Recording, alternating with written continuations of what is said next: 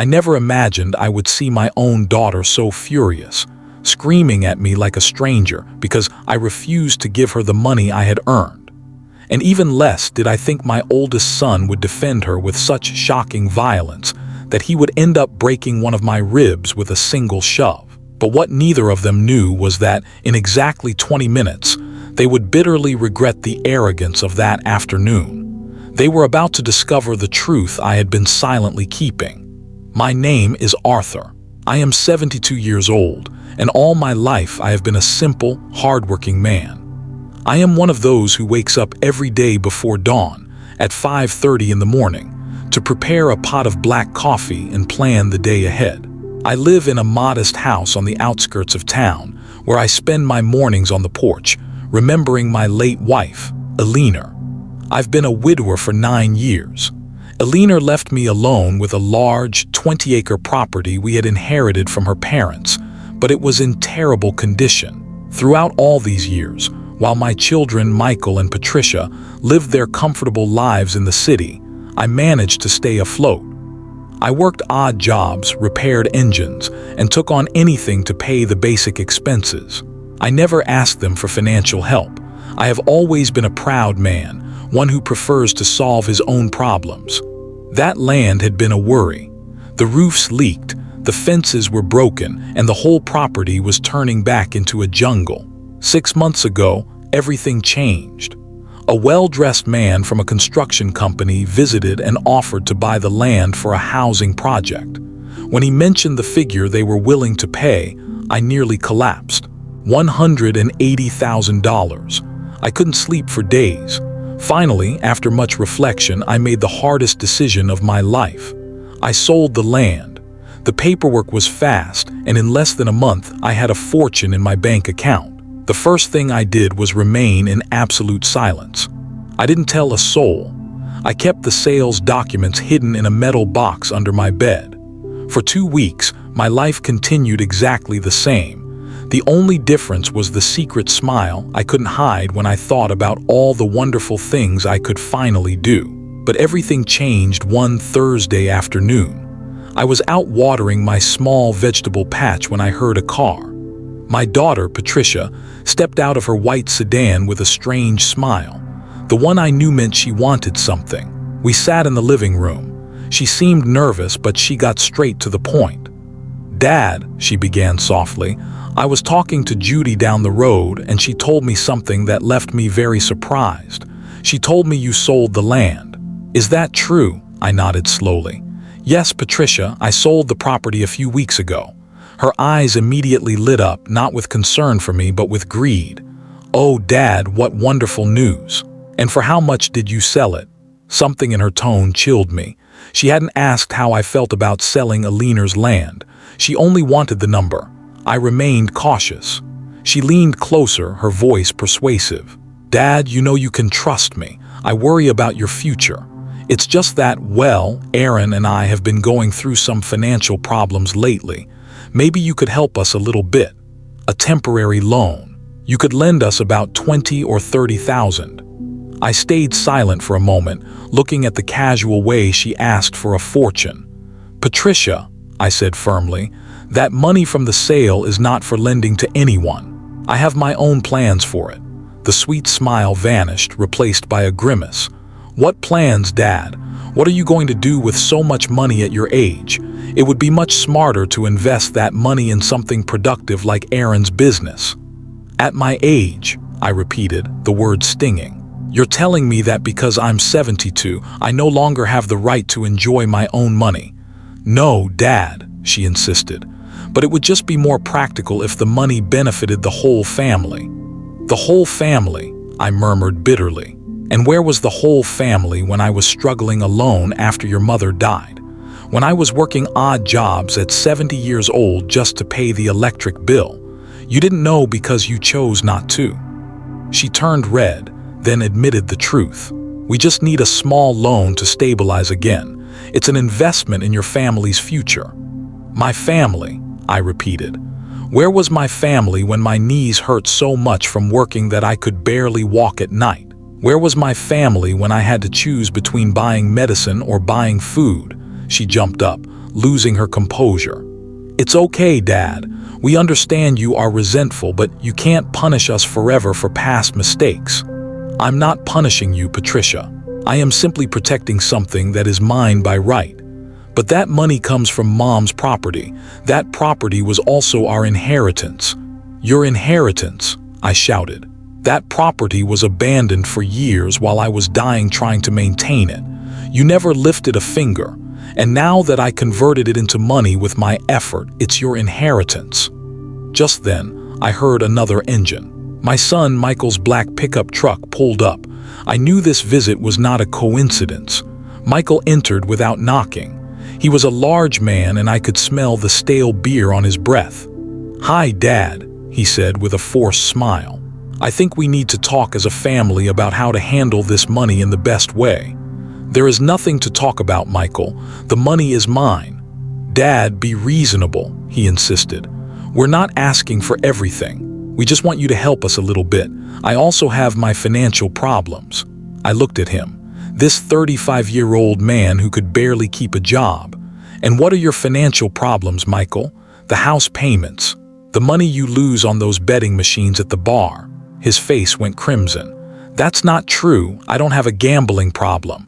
Please, Michael, the whole town knows you owe money at 3 different bars." "Stop playing the victim," Michael yelled, his heavy build suddenly intimidating me. "If you had financial problems, you should have told us. You were too busy spending money on new cars and house remodels while I was working cleaning other people's bathrooms just to eat." That was the last straw. Michael, his face twisted in rage, raised a hand to push me. He shoved me once, hard, directly into the heavy wooden frame of the rocking chair. The air exploded from my lungs. A searing, white-hot line of pain shot across my side. I crumpled to the floor, breath stolen, clutching my ribs. Michael stood over me, panting. Patricia was silent, horrified at her brother's violence. "You see what happens when you're stubborn, Dad," Michael sneered, his voice still shaking. "Just give us the money." I lay on the cold floor, fighting the agony, staring up at the 2 people who were supposed to be my protectors. They thought the fight was over. They thought they had won. But through the pain, a cold, hard sense of victory washed over me. I had 20 minutes before I flipped the switch on the biggest surprise they would ever receive. Playing the victim. I couldn't believe what I was hearing. "Michael, you knew perfectly well what my situation was. You knew I lived alone, that I was a widower, that I didn't have a fixed income, but you were so busy with your own lives that you never bothered to ask if I needed help. Because you were always too proud," Patricia shouted. "You always said you could manage alone. Because I had no other option. Because my own children had abandoned me." The atmosphere in that small living room was so thick with tension that the very air was difficult to breathe. Michael began to pace back and forth like a caged animal, while Patricia looked at me with an expression of pure, selfish frustration. "It's okay, Dad," Michael said, stopping right in front of me. "Let's assume you're right and that we were terrible children. Does that mean you're going to punish us forever? Does that mean you're never going to forgive us?" "It's not about punishment or forgiveness, Michael. It's about the fact that I have plans for that money, and those plans do not include bailing you out of your own irresponsibilities." "What plans?" Patricia asked sharply. "You never do anything exciting. What are you going to do? Keep it under the mattress until you die?" Her words wounded me deeply, but they also gave me a righteous fury I hadn't felt in years. "You want to know what my plans are?" I yelled at them. "My plans are not having to worry about money ever again. My plans are being able to go to the doctor when I feel sick without having to calculate if I can afford the consultation. My plans are being able to buy the food I want without having to check every dime." "That's exactly what we're saying," Michael exclaimed. "You already have all that secured. You have more money than you could spend in the rest of your life. That's why it would be smart to share a little with your family." "The rest of my life," I repeated, feeling the tears start to burn my eyes. "So now it turns out I'm so old that it's no longer worth it for me to enjoy my own money." "It's not that, Dad." Patricia approached me with her arms outstretched, but I backed away. It's just that, well, at your age, how much can you really need? At that moment, something broke inside me. All the emotional wounds I had been holding onto for years, all the loneliness, all the abandonment, all the silent struggle, everything burst out like an erupting volcano. "Get out!" I screamed at them with a voice I didn't even recognize. "Get out of my house right now!" Michael tried to approach, but I grabbed the broom that was in the corner and raised it like a weapon. "Don't come near me. Get out. I don't want to see you again until you learn to respect me." "You're acting crazy," Patricia shouted. "We just want to help you make intelligent decisions." "Help me?" I laughed hysterically. 8 years without helping me, and now you want to help me. The only help you want is to help yourselves to my money. Michael became more aggressive, approaching me dangerously. "Dad, you're going to give us that money because we have a right to it. That property was Dad's and we are his children." I maintained that property alone for 8 years. I paid the taxes. I worried about it. "You never did anything." "It doesn't matter. Inheritance is inheritance." Patricia had also become aggressive. "There is no inheritance," I shouted at them. "The property no longer exists. I sold it and the money is mine." Michael got so close that I could smell his beer breath on my face. In a low, threatening voice, he said, "Dad, you are going to give us that money. We are your children and we have a right to it. If you don't give it to us nicely, we'll have to find other ways." "Are you threatening me, Michael?" I asked him, my voice trembling with fear. "I'm not threatening you, Dad. I'm explaining reality to you. That money should be for the whole family, and if you don't understand that, we'll have to make you understand." Patricia nodded, fully supporting her brother. At that moment, I realized that my own children had become dangerous strangers, people capable of anything for money. "Get out," I told them in a low but firm voice. "Get out of my house right now, and don't come back until you are willing to apologize to me for everything you have said today." They headed towards the door, but not with the defeated attitude I expected. Before leaving, Michael turned to me, his face a mix of rage and determination that chilled my blood. "This is not going to end here, Dad," he said in a low, threatening voice. "You are going to reconsider your decision because we are not going to stand by while you keep all of our money." Patricia let out a sarcastic laugh. "The police? Why? For coming to visit our own father. Dad, I think the loneliness is affecting your mind. Maybe you need help managing so much money. Maybe you need someone else to make those decisions for you." The fear I felt at that moment was unlike anything I had ever experienced. It was not just physical fear, but a deep terror that my own children were capable of harming me in ways I couldn't even imagine. "Go," I told them, my voice weak and broken. "Please go and leave me alone." "We're going, Dad," Michael said, "but we'll be back. And next time I hope you've reflected on your selfishness." After they left, I sat in my rocking chair for hours, trembling not from cold but from shock. I couldn't believe that the children I had raised, to whom I had given all my love and my life, had become such cruel and greedy people. I felt as if I had met two dangerous strangers, not my own children. That night I couldn't sleep. Every noise I heard made me jump. The next day, around noon, I received a phone call that almost made my heart stop. It was Patricia, but her voice now sounded completely different, sweet and concerned as if nothing bad had happened. "Dad," she said, "I've been thinking a lot about our conversation yesterday, and I think maybe both sides said things we regret." "Patricia, I don't regret anything I said yesterday." "Oh, Dad, don't be like that. You know we love you very much. Maybe we could find a solution that works for everyone." Her sudden change in attitude made me even more nervous than her aggression. At least when she was angry, I knew what I was dealing with. This new manipulative version scared me much more. "There's nothing to negotiate, Patricia. My decision is final." "Dad, why don't we meet again, but this time in a more relaxed environment? We could go to lunch at the Golden Corner Diner. Just you and me. No pressure, no arguments, just a civilized conversation." A part of me wanted to believe that maybe she had realized her mistake, but the fear told me she had hidden motives. The Golden Corner Diner was public, crowded. I would feel safe there. Okay, I finally told her, but let it be clear that I am not going to change my mind about the money.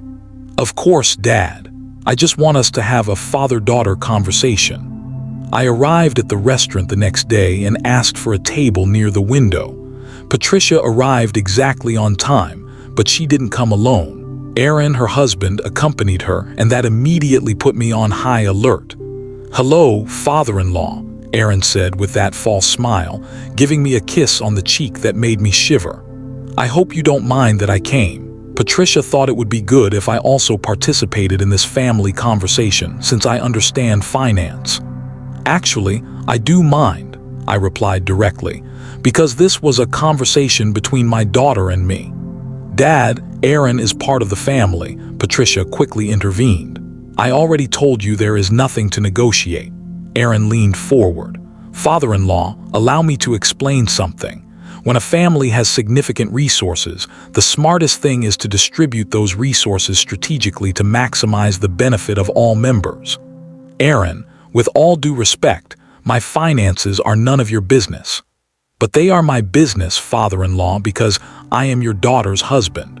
What affects Patricia affects me, and what affects us affects our children, your grandchildren." The mention of my grandchildren especially annoyed me.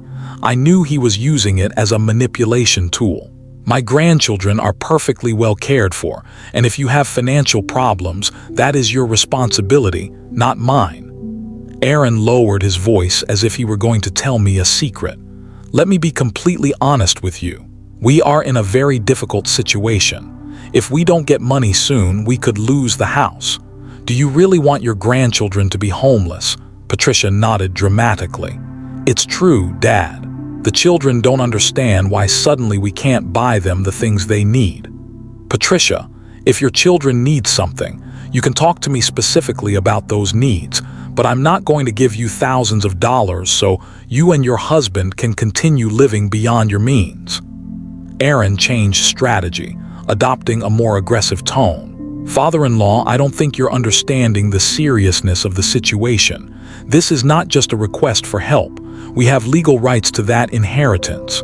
"Legal rights?" I laughed bitterly. "What legal rights? I sold my property, a property that was in my name, and the money is in my bank account. When my wife died, that property legally became mine. I paid the taxes for 8 years. Legally, that farm was completely mine." Aaron became visibly annoyed. Patricia, for her part, adopted that victim expression she had perfected since adolescence. "Dad," Patricia said in a broken voice, "I can't believe you are so cruel to your own family. Are you really going to let your grandchildren suffer because of your selfishness?" "I'm not cruel, Patricia. I'm a man who finally learned to value himself after years of being ignored by his own children." Aaron intervened with a smile that gave me chills. "Father-in-law, maybe we should approach this from another perspective. A man your age, living alone with so much money, doesn't that seem dangerous to you? There are many criminals who specialize in robbing older people who have considerable savings." His words sounded like a barely disguised threat. "Are you threatening me, Aaron?" "Of course not, father-in-law. I'm just worried about your safety. It would be terrible if something bad happened to you, especially now that you have so much cash." The waiter approached to take our order, but I had completely lost my appetite. This wasn't a negotiation. It was an intimidation. I knew then and there I was fighting for more than money.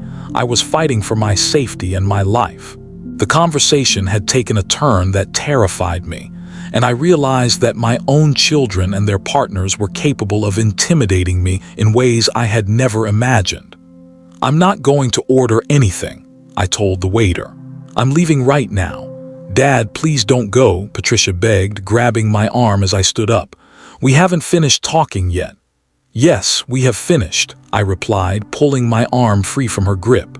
"And let it be very clear, I'm not going to give you one dime of my money, no matter how much you threaten or manipulate me." "We are not threatening you," Patricia shouted, loud enough for other people in the restaurant to turn and look at us. "We just want you to be reasonable." "Being reasonable would mean giving you my money so you can continue living irresponsibly," I said, feeling the anger boiling in my veins again. But I am not going to be reasonable in that way. I left the restaurant as quickly as I could, but I could hear Aaron telling Patricia, "Don't worry, my love. There are other ways to solve this problem." On the way back home, my hands were shaking so much that I could barely steer the car. Aaron's words echoed in my head like an alarm bell. There are other ways to solve this problem. What did he mean by that? That night, I called my neighbor, Grace. She was 70 years old, a widow, and the only person in the world I truly trusted. I told her everything: the sale, the aggressive demands, and Aaron's veiled threats. "Arthur," Grace said with concern, "those children of yours have become dangerous. You can't stay alone in your house while they are acting like that." "What am I supposed to do, Grace?" "Hide from my own children." "Not hide, but protect yourself. Have you thought about talking to the police?" "And tell them what?" "That my children asked me for money and I refused. I haven't suffered any physical harm yet." "Arthur, that word 'yet' scares me a lot. I think you should stay at my house for a few days until things calm down." That night, I stayed at Grace's, but I couldn't sleep. Around 3 in the morning, Grace found me awake, looking out the window. "Arthur, you have to tell me the truth," she said, sitting next to me. "What do you really need that money for? I know you. You're not saving it just out of greed." For the first time since I had sold the property, I told someone what my real plans were. Grace listened in silence, and when I finished speaking, she had tears in her eyes. "Oh, Arthur," she said, hugging me, "you are an incredible man. Your children don't even deserve to know the truth of what you plan to do." The next day, I returned to my house because I couldn't hide forever. But as soon as I arrived, I realized something was very wrong. The front door had fresh marks around the lock, as if someone had tried to force it open. Inside the house, nothing was stolen, but everything had been slightly moved. My papers had been shuffled, and the metal box where I kept the sales documents had been moved from its hiding place under the bed. My heart was beating so fast I thought I would have a heart attack. Someone had broken into my house, and Michael had had old keys for years. He had clearly used them to look for my money. I immediately called to change the locks, but the locksmith couldn't come until the next day. That night, I barricaded myself in my room, putting a chair under the doorknob and sleeping with a kitchen knife under my pillow. The next morning, while waiting for the locksmith, I received a visit I didn't expect. It was Ethan, a second cousin of Aliner's, a man in his 50s who worked as a mechanic in town. He looked worried. "Cousin Arthur," he said, "I need to talk to you about something very serious. Last night I was at the Golden Eagle bar and I overheard a conversation that left me very concerned." "What kind of conversation, Ethan?" "Your son, Michael, was there, very drunk, talking to some men I didn't like at all. They were making plans that involve you." My stomach clenched with fear. "What kind of plans?" "They were talking about forcing you to hand over the money. They mentioned something about making you sign papers. And one of the men said he knew someone who could falsify medical documents to declare you mentally incompetent. The world came crashing down. Declare that I'm crazy." "Yes, cousin. They were saying that if they got a medical paper that said you had dementia or some mental problem, they could get a judge to give them legal control over your money." My worst nightmares were coming true. My own son was conspiring with strangers to steal not only my money, but also my dignity and my freedom. I immediately called a lawyer Grace had recommended. I explained the whole situation. "Mr. Arthur," the lawyer told me after reviewing all my papers, "you are in a very dangerous situation, but you are also in a very strong legal position. No one can touch that money without your consent. However, if they are planning to declare you incompetent, we need to act quickly." The lawyer immediately arranged for an independent medical evaluation to certify that I was completely sane. We also began preparing legal documents to protect my assets. I realized that my quiet life had turned into a nightmare, but for the first time in years, I was fighting for something that truly mattered. And that fight was giving me a strength I didn't know I had. The next day, as I was returning from the pharmacy, I saw Michael's black pickup truck parked in front of my house. But this time, he wasn't alone. There was another car I didn't recognize, a gray sedan with two men inside who seemed to be waiting for something. My heart started beating in my ears. I remembered Ethan's warning, and I knew immediately that those were the men from the bar. I hid behind the large mango tree on the corner of my property and took out my cell phone to call Grace. "Grace," I whispered, "I'm hiding near my house. Michael is here with some men I don't know, and I think they are planning to do something terrible to me. Arthur, call the police right now." I hung up and dialed the emergency number. But before I could speak, I heard Michael's voice shouting my name from my yard. "Dad, I know you're around here. We just want to talk to you. Don't be ridiculous and come out from wherever you're hiding." His tone of voice sounded like someone who was rapidly losing patience. One of the men from the gray sedan got out. He was tall, with tattooed arms and a hostile face. He walked with the aggressive confidence of someone accustomed to intimidating people. "Are you sure he's here?" the man asked Michael. "He has to be here. His neighbor told me she saw him return an hour ago." The second man, shorter but heavier, also got out. He had a scar that crossed his left cheek. "Look, Michael, we don't have all day. If your dad doesn't want to cooperate nicely, we'll have to use other methods to convince him." Just then, Patricia arrived in her white car, parking quickly and getting out with a furious look. "Have you found him yet?" she asked the men without even greeting her brother. "This is ridiculous," Patricia shouted toward my house. "Dad, I know you can hear me. Stop acting like a child and come out and talk to us." From my hiding place, I could see how the three men and Patricia moved around my property as if it were theirs.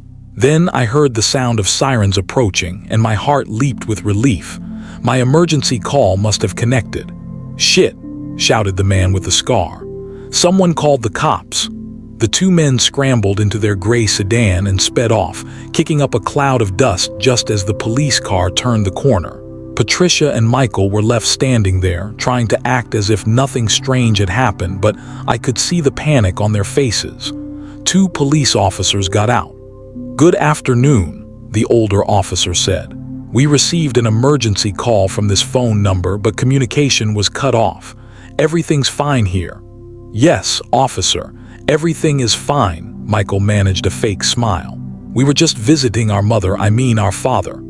"And where is your father?" the young officer asked. "He must be in town running errands. We arrived and he wasn't here," Patricia lied shamelessly. "And the men we just saw leave in the gray car?" the older officer asked suspiciously. "What men? We don't know what you're talking about." At that moment, I decided to come out of my hiding place. I couldn't allow my children to continue lying to the police. "Officers," I shouted, walking towards them. "I made the call." Everyone turned to look at me. Michael and Patricia had faces of pure terror while the officers seemed confused. "You are the owner of this house?" the older officer asked me. "Yes, I am Arthur and these are my children.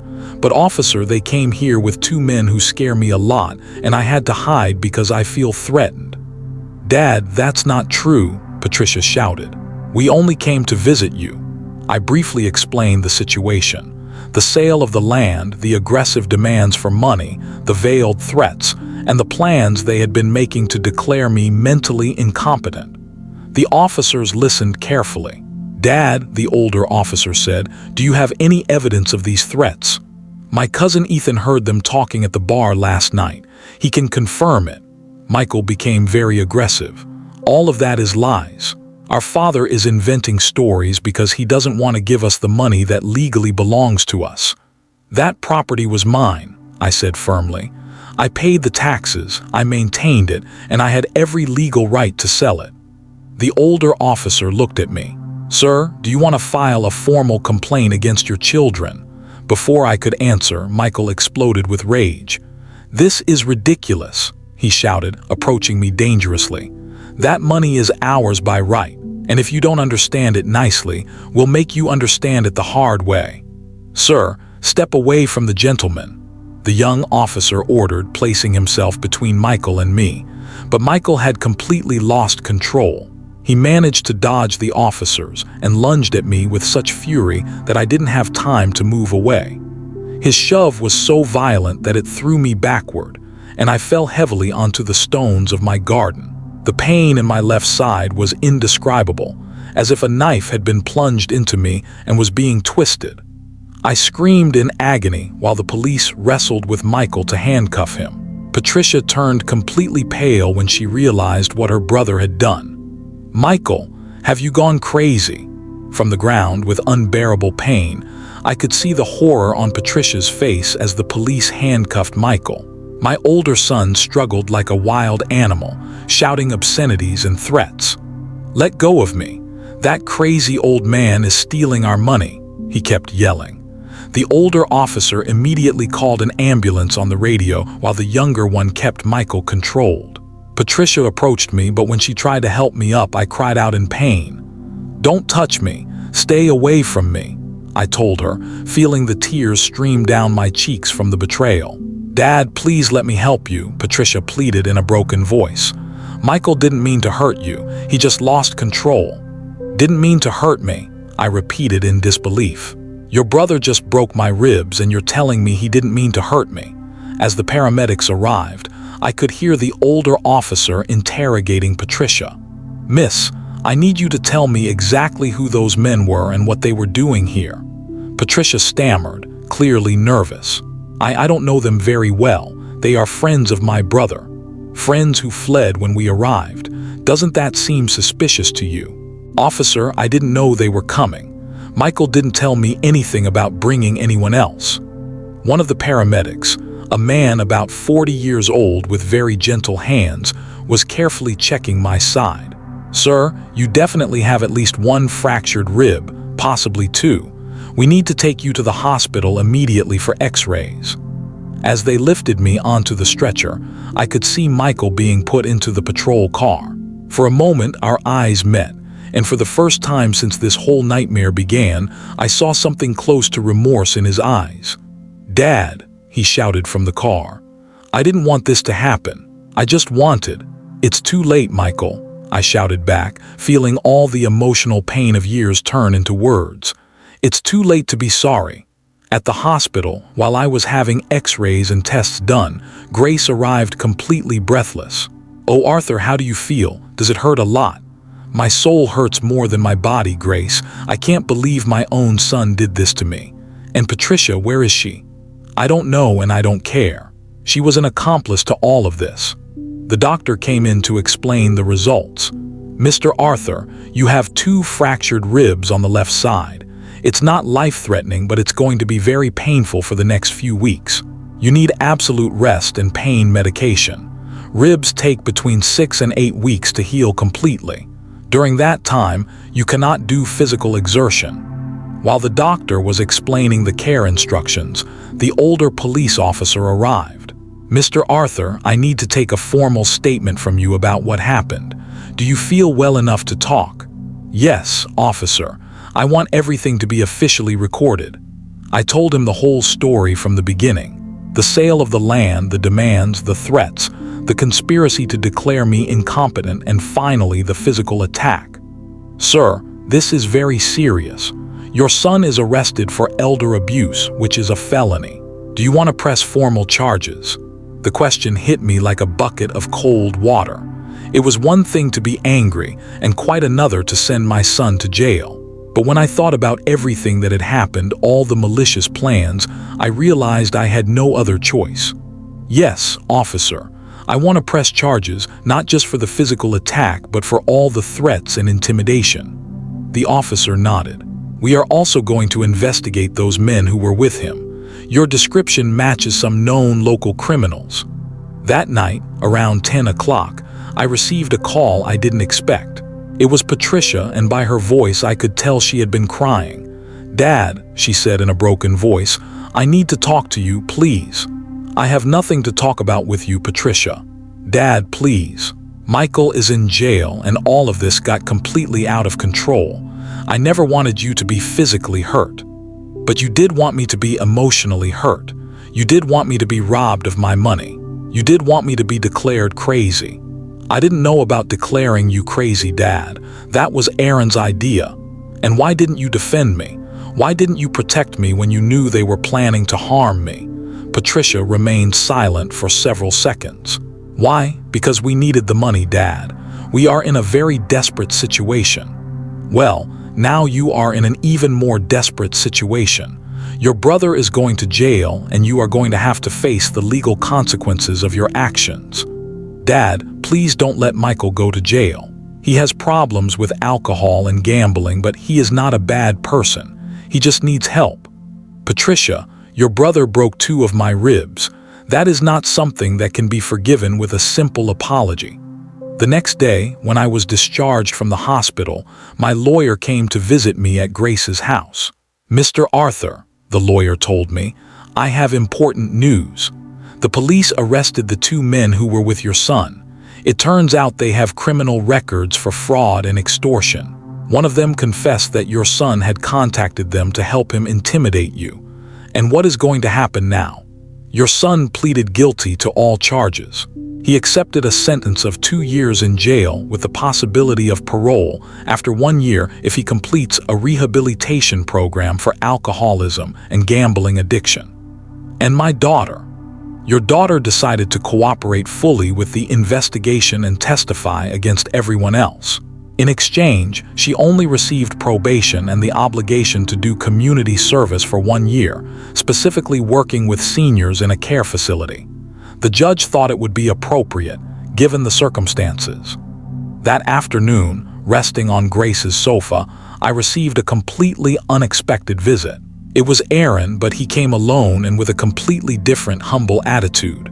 "Father-in-law," he said, "I know I have no right to be here, but I need to talk to you." "What do you want, Aaron? Are you also coming to threaten me?" "No, father-in-law. I came to apologize and to explain the truth. The truth is that all of this was my fault. I was the one who convinced Patricia and Michael that you owed them part of the money." "Why did you do that, Aaron?" "Because we are in a desperate financial situation. We owe more than $120,000 to dangerous people." For the first time, I could see genuine fear in his eyes. "And you thought the solution was to rob me of my money." "It wasn't robbing, father-in-law. I genuinely believed that you had a moral obligation to help your family. But I realized I was wrong when I saw what happened to you yesterday. You needed to see your brother-in-law breaking my ribs to realize that you were doing something wrong. Father-in-law, I came here to ask for your forgiveness and to tell you that I am going to testify in your favor at the trial. I am going to confess all my participation in this horrible plan. I just hope that maybe someday you can find a way in your heart to forgive my wife. Patricia was led astray by my influence, but deep down she loves you very much." "I appreciate you coming to apologize, Aaron," I told him. "But apologies don't heal broken ribs or erase death threats." "I know, father-in-law. I just wanted you to know the truth and I wanted to ask you something. When all this ends, would there be any possibility that we could rebuild this family? Not for the money, but because your grandchildren need you in their lives." The mention of my grandchildren hit me right in the heart. They were innocent children who were not to blame for their parents' terrible decisions. "My grandchildren will always be welcome in my life," I told him firmly. "But that doesn't mean I'm going to automatically forgive their parents." After Aaron left, Grace broke the silence.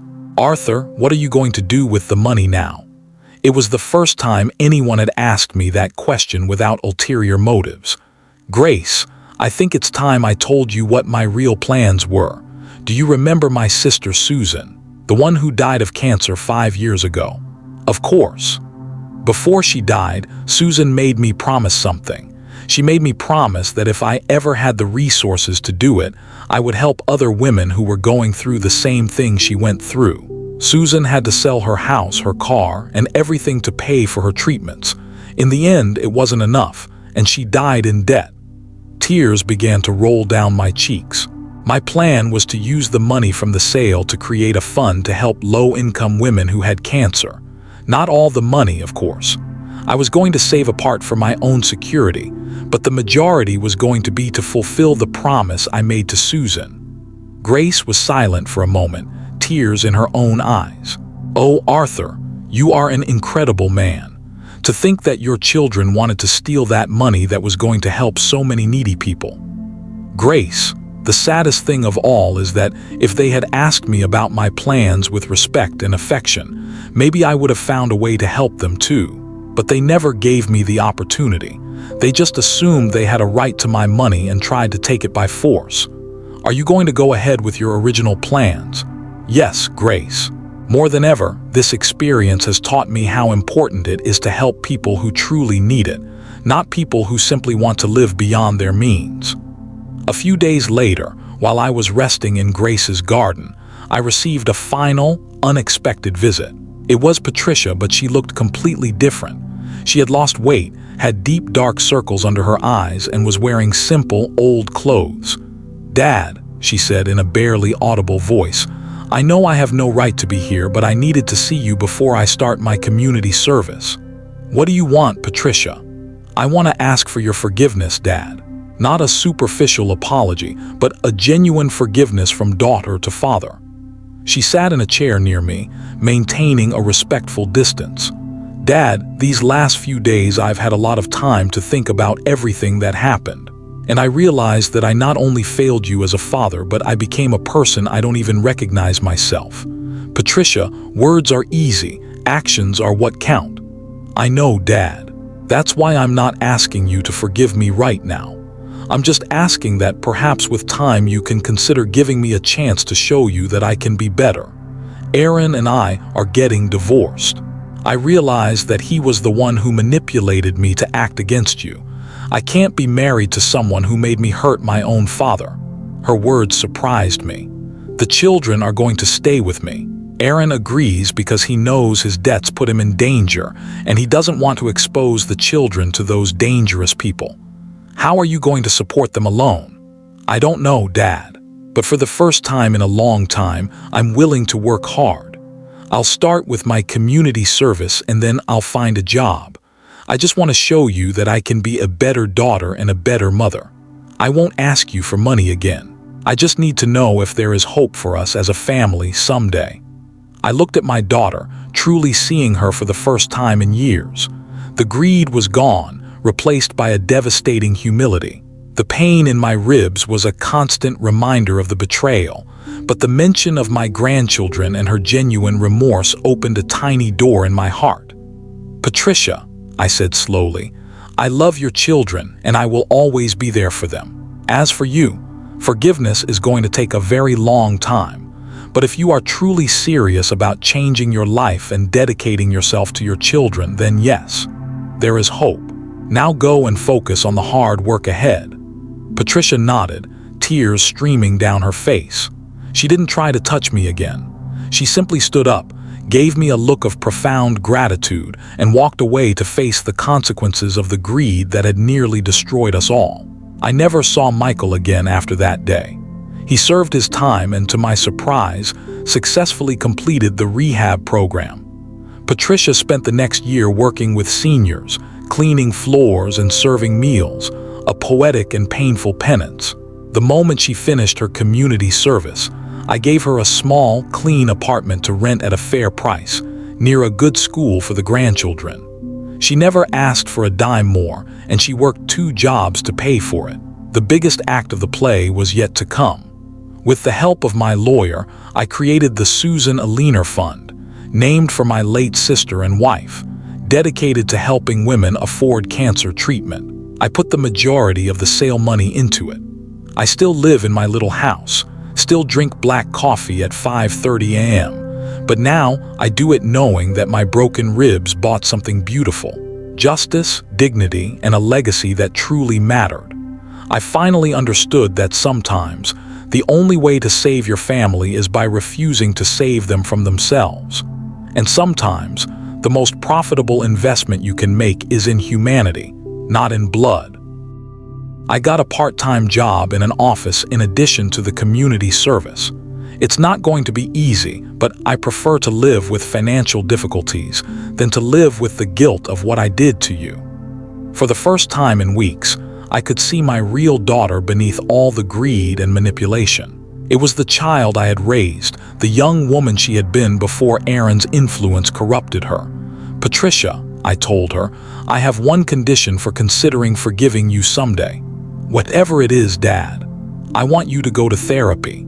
I want you to understand how you came to be capable of betraying your own father, and I want you to make sure it never happens again."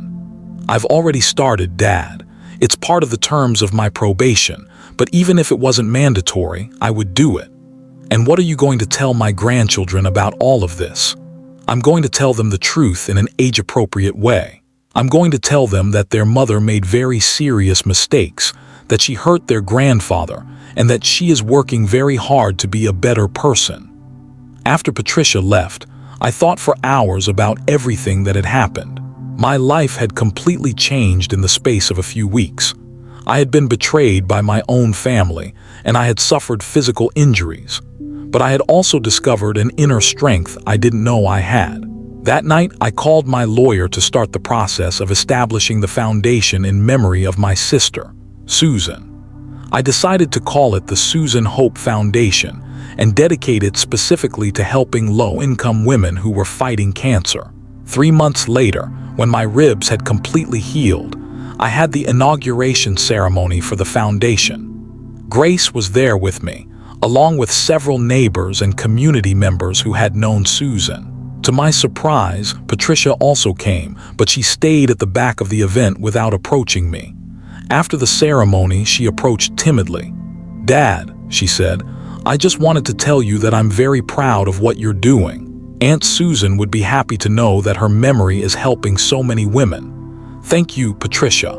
"Dad, do you think someday we can have a normal relationship again?" I looked at her for several seconds before answering. "Patricia, I think we are never going to have the relationship we had before because that relationship was based on a trust that was broken. But maybe with a lot of time and a lot of work, we can build something new. That's all I can ask for, Dad." 6 months later, I received a letter from Michael from jail. It was the first communication I had with him since the day he broke my ribs. "Dad," the letter said, "I know I don't deserve your forgiveness, but I want you to know that every day in this prison, I think about what I did to you, and every day I hate myself more for it. I am in a recovery program for alcoholics and gambling addicts, and for the first time in years, I am starting to understand how sick I was. I am not asking you to forgive me because I know that will take a long time, if it ever happens.